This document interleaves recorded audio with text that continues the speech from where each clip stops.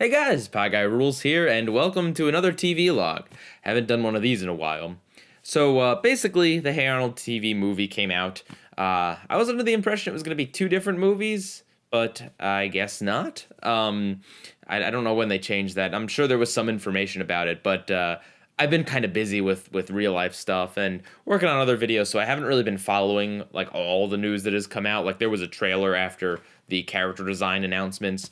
I didn't really make a video about that because I made a video about the character design announcements and the Rocco trailer the day before. Anyway, I was excited for this, but I've kind of didn't follow it too much, and although I like Hey Arnold, it's not one of those shows that I like love, and like I'm super pumped for the Rocco reboot TV movie thing. This one I was excited for, but just not as much. Ignore any sounds that you may or may not be hearing. My cat is going a little wild right now.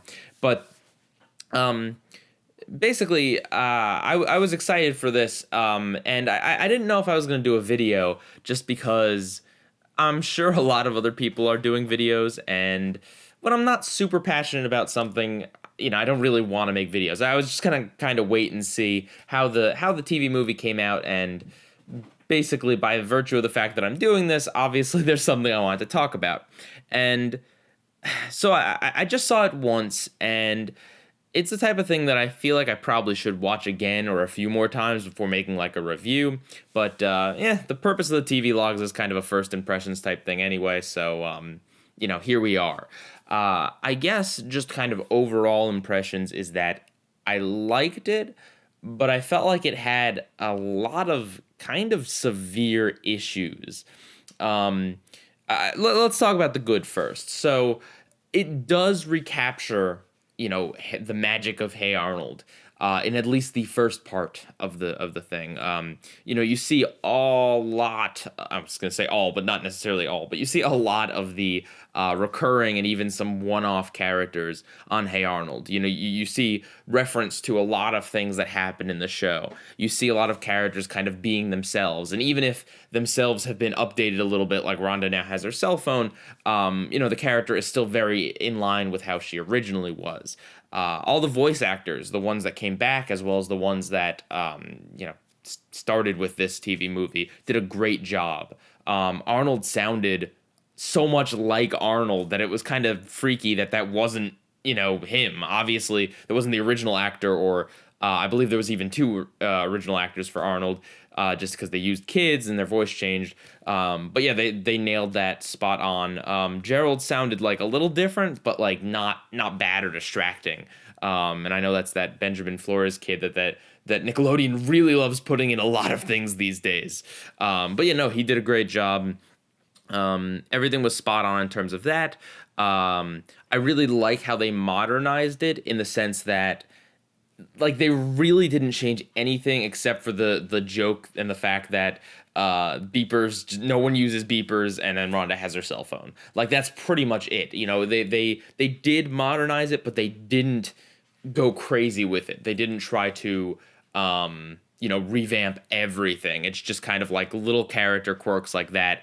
I mean, it's perfectly in line that Big Bob is now still running a beeper store, even though it just fits his character, the fact that he's full of hot air, and now basically the one thing that he had is his big empire is like dust. Great kind of send off to that character, because that's all he deserves.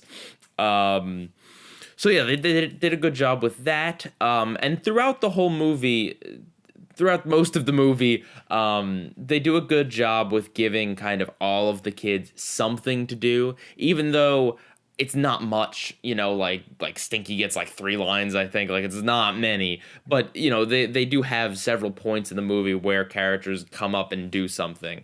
Brainy gets to do something, Curly gets to do something. Every character kind of gets to do something. So let's see, what else? There was some things I laughed at, I guess. Hey Arnold's never been. I don't think it's ever been like a really funny show, as much as it is just kind of a captivating, interesting show. But there were things that amused me here and there. Yeah. All right. So now I'll talk about kind of maybe what I've been dancing around is this movie, despite recapturing Arnold in some senses, um, it feels very much like not Hey Arnold like at all. In parts, and especially in the like ending, like the last maybe third of the movie. Basically, what I mean by this is that Hey Arnold was it it was a show about the day-to-day life of a kid and living in a big city and how his kind actions affected those around him. That's ultimately what the show was.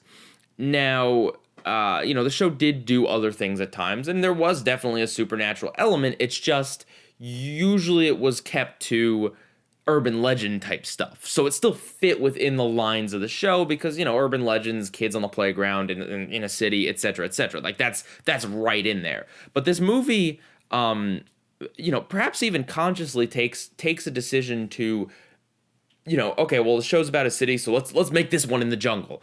Okay, so it's about the day-to-day life of a kid, so instead let's give it this big generic chosen one prophecy, magical blah blah blah.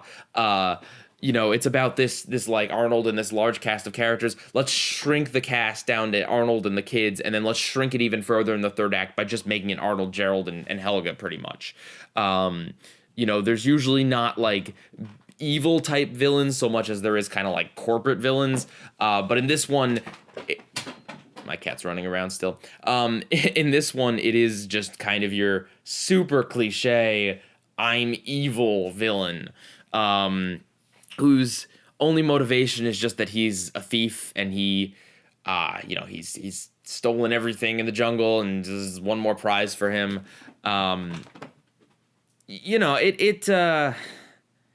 It's weird, right? Say what you will about the Hey Arnold movie, like the movie, but it definitely.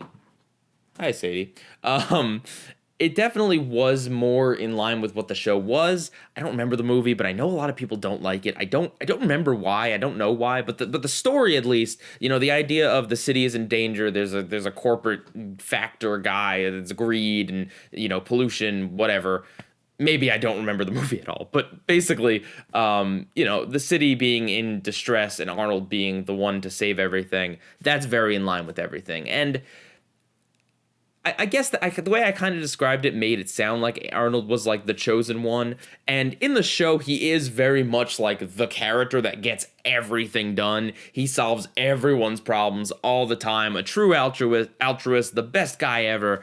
But it was never like the prophecy is that Arnold will come and save the citizens of the neighborhood. It was more just, here's what one kid can do with a little hard work and optimism. Yeah. So there is that. And it's not that I don't think a show can deviate from what it does usually. Like absolutely not. Risks and differences are good. It's just weird to see in a reunion movie. Because you want to see, not that you want to see what you've seen before, but you want to see something that's like a quintessential episode of the show, something that fits perfectly, that recaptures everything. And although I think at times it does a really good job of that, at other times it doesn't. And it's not like it's not just because it doesn't take place in the city. Like that's fine. It's just that it really does feel like they kind of took everything familiar and forcefully changed it. The prophecy thing, that bugs me. It bugs me not because of the supernatural element. It bugs me just because it's not I don't know, it's just not a story type that's in line with the show. Arnold is just kind of a kid, like just your average nice kid, and that was the point of the character. And trying to build him up in some grandiose way really doesn't fit. So there's that, and then in the very last part of the movie, it almost like it doesn't feel like I'm even watching anything even remotely related to Hey Arnold, because it goes into this whole thing about this tribe of people with green eyes, and all the adults have fallen under a sleeping sickness, and they don't know what to do, and they speak this other language, and they have this jewel, or they have this heart of gold, and that's what saves them, and there's a fight with a villain, and like all this other stuff. It doesn't feel like Hey Arnold at all. It feels like why bother bringing the characters back for this story? This story feels like I could have been told very easily with any other characters, or original characters, basically. It doesn't feel like a story that really fits for what the characters are. And I guess it's weird saying this because I never felt this way about the diary episode, the finale of the show originally, the one that was supposed to lead up to the Jungle movie. I never felt like that one was out of place, but I don't know. I don't know if that's just a difference in writing or if it's because this is a reunion, whereas that was like a series finale. But where it felt kind of natural there. It felt kind of forced here, unfortunately. And then there's kind of a decent amount of story problems. So there's weird things like the fact that Abner apparently somehow traveled back to Arnold City. And then Arnold's grandmother can understand him. Like, okay, it's weird, it's silly, whatever. It's worth a laugh, I guess. I found it weird, but like, okay, that's intentionally obtuse, whatever. But there's more issues, like the fact that why is Arnold the chosen one when Arnold was literally a baby? Why wouldn't Arnold's parents be the ones, like what? How did this prophecy even happen that like everyone was waiting for Arnold to save them? Additionally, how did Arnold's parents both fall under the sleeping sickness without how, they know the cure? How did they even fall under in the first place? Wouldn't, were they the last adults? No, it doesn't make any sense. I don't know, maybe I'm missing something, but if they had the cure, couldn't they have just used it and saved all the other adults and then taught them how to use the cure? Like, I don't know. Maybe they just found the cure and then they fell under before they could use it. It's weird. I don't know. It doesn't add up. And then the villain guy, how did he know about like any of it? Didn't he not know how to find the tribe and like why? And then he planned this whole scheme to like to have kids send in their stories because he knows that Arnold is an altruist, and that would be like bait for him because he also knows that Arnold was searching for his parents. He knew that Arnold knew where his parents were, and why would he even give a 1 week deadline? And what if Arnold just didn't submit anything? Like it's a weird plan that really doesn't make any sense. There's just kind of a lot of elements in it that when you really kind of think about it, it doesn't make sense. Like, again, the Abner thing was a joke, intentionally weird, and also with, Phoebe building the radio out of like all the miscellaneous stuff. Again, it's a joke. It's, light fantasy stuff. That's fine. But like the big kind of plot holes of how did this story even come about? In what conceivable way did these events make sense? It's I don't know, it's weird. And then like the technology, why do these inhabitants have this like technology, the amulet and the map, and like how did I guess, again, I'm probably just thinking into it too much, but a lot of it just feels out of place. So that's the story. Another issue is that there's some pacing problems, and maybe it's because it was supposed to be 2 TV movies and got cut into one, but when they're on the ship and Arnold is talking with what he thinks is his parents' friend, he's like, oh, we're going to take this deviation, but don't tell anyone. And then it's a scene where like Gerald knows that Arnold's keeping a secret from him, and then he gets mad when Arnold won't tell him. Like, it's like the scenes follow each other like so quickly, unless, and it's also possible that the Nick.com app skipped a scene for me. because I was having problems where it would try to skip to the end of the thing after every commercial break. If anyone's used the Nick app or the Nick website, you know that it's like janky, the video player. But that was really abrupt. Another issue was when so basically Arnold gets they all get trapped. Arnold and his friends and everyone gets trapped, and everyone, the bad guy's like, oh, Arnold kept the secret from you, and then everyone's like, Arnold, you are the worst, like you are literally Benedict Arnold, you are evil, we hate you. And then they help him escape, and then Arnold doesn't have another scene with his classmates until the very end of the movie, like when everyone's going back to school. There's no scene of everyone, Arnold apologizing to everyone at the end. I mean, he does try to apologize in the moment, but there's no scene where Arnold and his friends reconcile. It's just like they go from we hate you, and then that's it. Like it's done. There should have been a scene where that happens, and then also everyone hating Arnold happened really abruptly. Considering we had a scene earlier in the movie where it shows how selfless Arnold is all the freaking time. The one time he does one little thing in trying to look for his parents, everyone turns on him. And I get that it was a selfish thing of him to do, I guess. Well, not I guess. It is true. It was selfish of him to do, but he was being lied to and manipulated. And again, it's just one thing. He had no way of knowing all these bad things would happen. It seemed like a real exaggeration. Yeah. So there was that. What else? Speaking of weird things in the villain's plan, he expected Arnold would escape and then lead him right to the treasure, and there's like a lot of assumptions this villain made for this plan to have any semblance of working. Although I did like the fact that he died like a pretty gruesome death, and that like all his henchmen died too. Not all of them. All the henchmen that were following him died. The henchmen in the wacky battle sequence probably didn't die. Unless you want to assume, well, I don't know, Curly may have murdered them all with his puma or whatever that was. But yeah, I like that they didn't shy away from that. The villain, it's weird because at times I feel like his plan doesn't make any sense, and he's almost like too mustache twirlingly evil to be interesting. But then at other times he's like really ruthless, and I don't know, I kind of wanted to like the villain. I don't know, I feel like he kind of halfway works.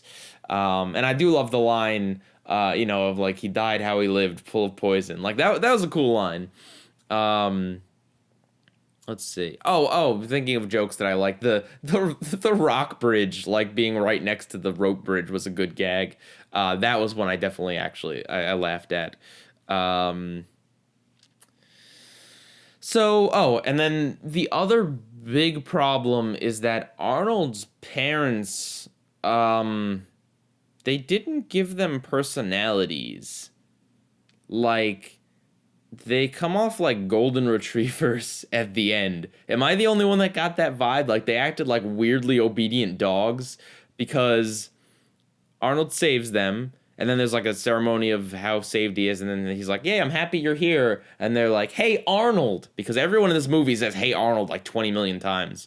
And then he doesn't like have much interaction with them. He just like hugs them, and he's gonna go have his romantic moment with Helga. And then at the very end, they're like, they make breakfast, and then they're like, oh, hey, what are we gonna do today, Arnold? Are we gonna go on an adventure? And he's like, I gotta go to school. And they're like, can we follow you? Oh, we'll be waiting right here when you go. I get the idea that they were supposed to be like making up for lost time, but again, it made him feel like they were weird golden retrievers. And it's also weird because in the journal, if I'm remembering correctly, they did have personalities. Here, it's just they just weren't given any screen time. It's weird. And I will also admit I don't remember the journal too well. I definitely should probably rewatch that. But I do remember it, them having more personalities, and there was a lot of intrigue in that. And it just kind of sucks that for as important as they are to this movie and as much of an end goal as they are for Arnold, we don't get to see them interact with them all that much. I was kind of hoping it would end on like maybe a montage of Arnold doing stuff around the city with his parents, but alas, it is not to be. Uh, hmm. Another thing about the ending is that it gets really sappy, like really, really sappy. Like Arnold finds and rescues his parents, and they love him, and they're everything he's ever wanted them to be. And Helga admits her feelings, and they kiss, and happiness, and and then of course they gotta undo that with Helga punching him at the end. But I don't know. It feels like it all wrapped up too conveniently in a lot of ways. Um, but yeah, I I don't know. I know I said a lot of things I didn't like about this, but it was nice to see all the characters back again, and I do think they nailed certain aspects of it. I don't think it was a train wreck. I just think that some parts of the story weren't thought out very well, and also just that it goes so far against what the show is usually about that it's a very odd choice. And it's the sort of thing that if you had replaced the characters with other characters, like if you'd used the story, you could have, you could have had other characters in this position, and I don't feel like it would have changed too much. Also, the whole heart made of gold thing and Helga's heart that she keeps, that was like super obvious. Like that I can't be the only one that thought that was super obvious. And as was Arnold's parents' friend being an imposter at the start. It felt I don't know, maybe it's just me, but I like it, the way it was shot and the angles and stuff. It seemed very obvious that either it was the bad guy in disguise or this was like a really weirdly written story where everything is super, super convenient. I guess both in the end, kind of. Anyway, what did you guys think of the Jungle Movie? Pie Guy Rules out.